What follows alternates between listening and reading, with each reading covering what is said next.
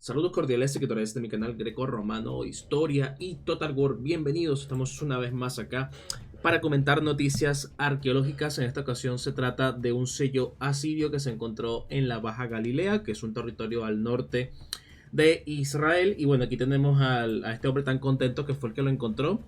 Ahí, bueno, esta foto me encanta porque ustedes pueden apreciar el tamaño, ¿no? del escarabeo, una pequeña piedrita de cornalina, ¿no? Ahí ustedes pueden ver la proporción de de este sello con respecto a, bueno, lo que es la morfología humana. Bien, eres Abrahamov, de 45 años, un israelita que estaba de excursión en la reserva natural del arroyo Tabor, en la Baja Galilea, miró hacia el suelo y encontró un artefacto que le llamó la atención. Se trataba de un antiguo sello en forma de escarabajo, decía él. Mientras caminaba vi algo brillante en el suelo y al principio pensé que era una cuenta o una piedra naranja.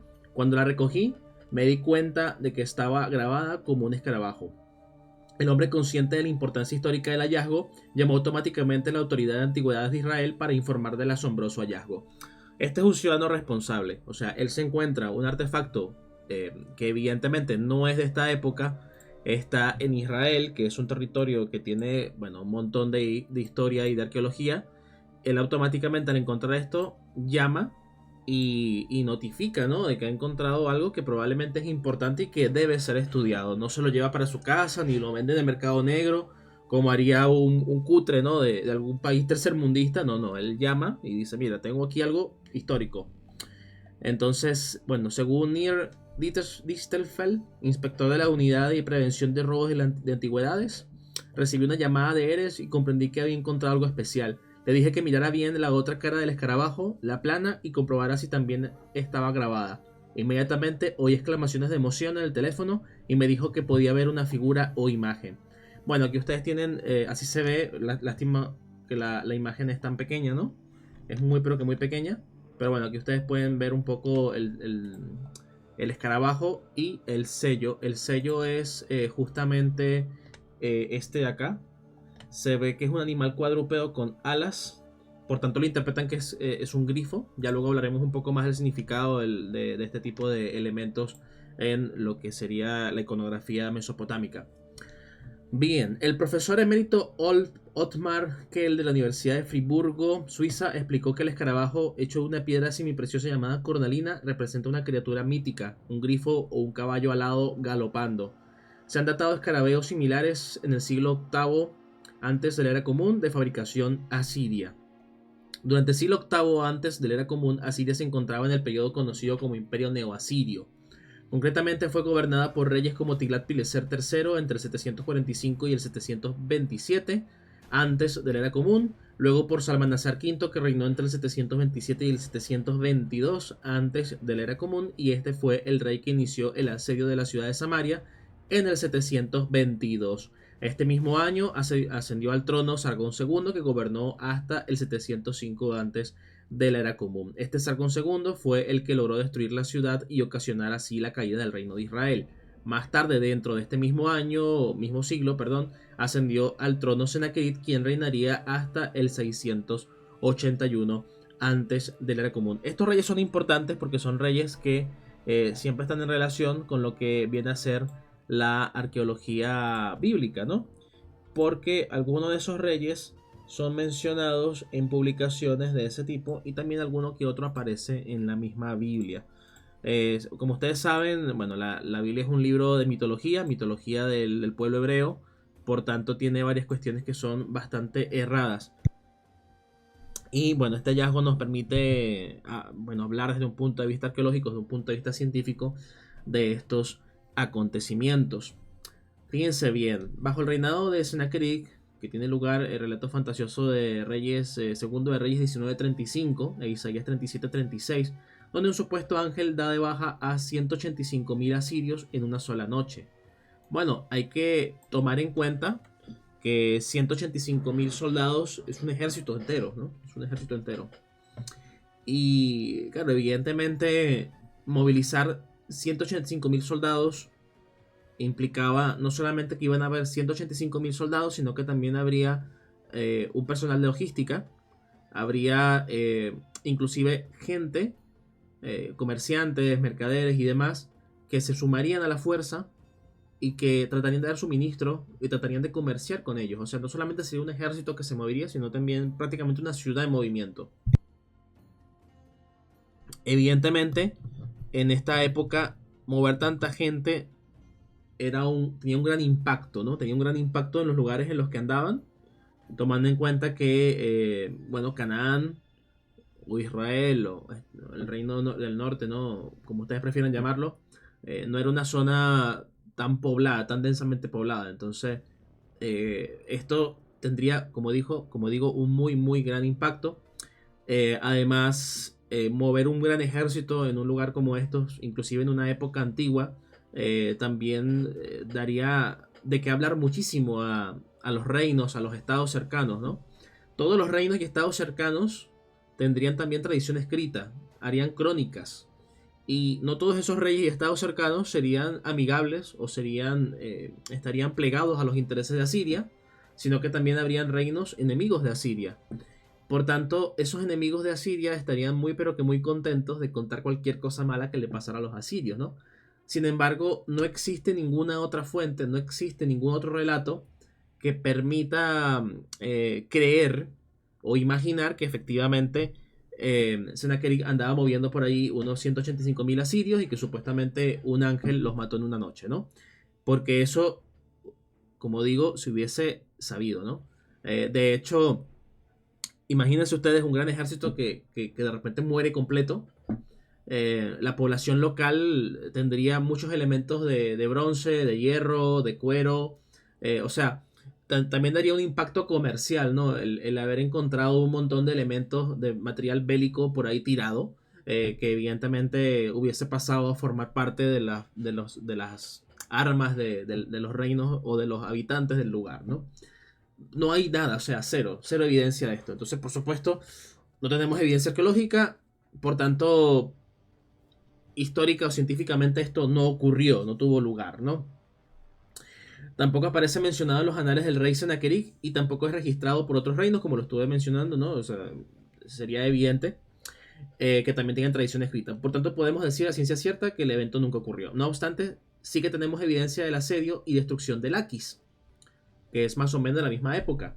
El monarca asirio habría usado el gran poder militar de su imperio para amedrentar al rey Ezequías de Judá, que realizó un gran tributo al rey de Asiria, tributo que aparece documentado en los anales y epopeyas del rey. Se especifica que el tributo fueron 30 talentos de oro, 800 talentos de plata, entre otros bienes valiosos. ¿Por qué la Biblia miente? Bueno, la Biblia miente sencillamente porque, como es un libro de mitología hebrea y de propaganda del reino de Judá, y bueno, y del pueblo judío en concreto, ellos básicamente no querían asumir, no querían estar humillados, ¿no? Asumiendo o diciendo, sí, efectivamente, le pagamos a los asirios y por eso no saquearon Jerusalén. Entonces inventaron el relato de un ángel que mató 185.000 asirios. Ahora bien, la fuente primaria más confiable que tenemos, evidentemente, es Sennacherib, ¿no? Dice así: en cuanto a Ezequías, el judío no se sometió a mi yugo. Puse sitio a 46 ciudades fuertes, baluartes e innumerables adebuelas de sus inmediaciones, y las conquisté mediante terraplenes bien construidos y arietes acercados. El ataque de infantes y minas, brechas y trabajos de zapa, saqué de ellas 200.150 personas, jóvenes y ancianos, varones y hembras, caballos, mulas, asnos, camellos, ganado mayor y menor sin cuento, y los consideré botín. A él mismo hice prisionero en Jerusalén, su residencia real, como a un pájaro en una jaula. La cerqué con terraplenes a fin de molestar a los que abandonaban las puertas de su ciudad, o la puerta de su ciudad. Las ciudades que habían pasado a saco desgajé de su país y las entregué a Mitinti, rey de Asdod, a Padi, rey de Ecrón, y a Silibel, rey de Gaza, que sería filisteo, ¿no? Sería de origen filisteo. Así reduje su país, pero aumenté aún el tributo y los presentes catru debidos a mí como su superior, que le impuse. Después, además del tributo anterior para que se pagase anualmente, El propio Ezequías, al que el temible esplendor de mi señorío había abrumado, y cuyas tropas irregulares y escogidas, que entró en Jerusalén, su residencia real, para fortalecerla, le había desertado, me envió más tarde a Nínive, mi ciudad señorial, además de 30 talentos de oro, 800 talentos de plata, piedras preciosas, antimonio, grandes bloques de piedra roja, lechos taraseados con marfil, sillas nimedu, taraseadas con marfil, cueros de elefante, madera de ébano, madera de boj y toda clase de valiosos tesoros, sus hijas, concubinas, músicos y músicas. Para entregar el tributo y rendir obediencia como un esclavo, envió su mensajero personal. La traducción es de Francisco Marco y Narciso Santos, que aparece en Textos para la Historia del Próximo Oriente Antiguo. Este es el relato del propio Sennacherib. Entonces, Sennacherib explica aquí que él no sometió a su yugo al rey Ezequías, pero sí estuvo devastando todas las ciudades del reino de Judá hasta que él pagó. Y efectivamente entonces allí sí se sometió. Y bueno, aquí tenemos una representación artística de lo que sería justamente el asedio de Laquis. Ahí lo tenemos. Y hay también imágenes históricas de esto, como ustedes pueden ver, pero bueno, está muy pequeñita. Pero bueno, se ve la ciudad amurallada, se ven escalas, se ven los arqueros, el ariete asirio, etcétera, etcétera. Bueno, volviendo a nuestro sello, Dichtefeld añade que el bello escarabeo fue hallado al pie de Tel Rekesh, uno de los tels más importantes de Galilea. El lugar ha sido identificado como Hanaharat, una ciudad dentro del territorio del antiguo reino de Israel. Según el doctor Itzik Paz, arqueólogo de la Autoridad de Antigüedad de Israel, quien ha excavado en Tel Rekesh, este hallazgo es uno de los más importantes y recientes en el lugar, datado en la Edad del Hierro, la época que dijimos, ¿no? En aquella época en el Tel se alzaba una gran fortaleza que, al parecer, estaba bajo control asirio, el imperio responsable de la destrucción del reino del norte de Israel.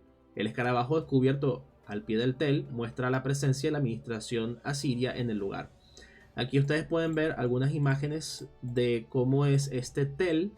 Tel es una palabra árabe que se refiere o se traduce como montículo. O sea, un tel es un montículo, pero es un montículo por fabricación humana, por mano del hombre. O sea, básicamente cuando se hace una ciudad encima de otra, y eso es algo muy común en Oriente, durante la Edad del Bronce hubo un montón de asentamientos, entonces esos asentamientos se hacían encima de los asentamientos previos, y durante la Edad del Hierro también, entonces encontramos que hay una elevación del terreno, y esa elevación del terreno tiene material de mampostería, tiene cerámicas, tiene armas, tiene esqueletos, necrópolis, etcétera, etcétera, ¿no? O sea, una ciudad encima de otra, eso es un montículo, un tel.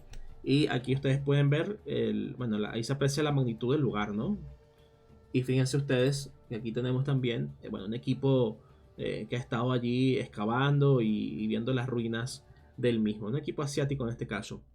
Bien, seguimos con nuestro artículo, que lo escribí yo, por cierto. Y vamos ahora a por qué un escarabajo, ¿no? El motivo del grifo del sello es un tema artístico reconocido en el arte del Próximo Oriente Antiguo y es común en los sellos de la Edad del Hierro. En la mitología mesopotámica se llama Kurupu, palabra proveniente del acadio, básicamente un ser que combina características de águila y de león. A menudo estos seres eran protectores de la realeza asiria. Si se puede datar el sello, podría estar relacionado con la presencia asiria en la fortaleza de Tel Rekesh, un descubrimiento de gran importancia. Tenemos ahí el escarabajito de Tyler de Total War Pharaoh. Y el escarabajo, ahora sí el escarabajo, ¿no? Ya vimos el grifo, ahora el escarabajo. El escarabajo es un tipo de sello cuyo uso se extendió por todo el mundo antiguo a partir del cuarto milenio antes de la era común. Los sellos de escarabajo tenían forma de escarabajo pelotero, de ahí su nombre. Los escarabeos egipcios estaban asociados al dios Kepri, un símbolo solar de renovación.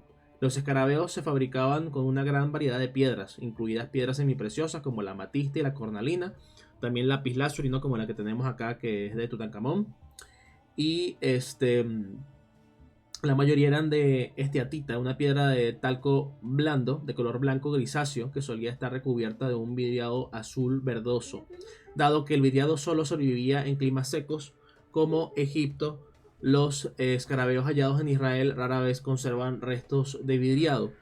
En este contexto, el color naranja intenso de este escarabeo es a la vez raro y llamativo, o sea, es un hallazgo singular. Bueno, dicho lo cual, yo espero que este artículo y este video, alguien por ahí se quejaron y decían, no, pero es que tú lo que haces es comentar un artículo de un blog. Coño, es mi blog. Entonces, evidentemente son escritos míos y yo lo que hago es agregar alguno que otro dato histórico o un comentario, ¿no? Respecto al hallazgo. Porque básicamente no me gusta presentar prensa. Encuentro que la prensa escribe horrible. Y además tampoco me agrada que cuando, por ejemplo, yo comparto un artículo de una página, aparece publicidad, ¿no? Aparece publicidad de esa página en concreto. En cambio, yo tengo aquí mi artículo en mi blog sin ningún tipo de publicidad y bueno, es mucho más práctico para mí de esta manera.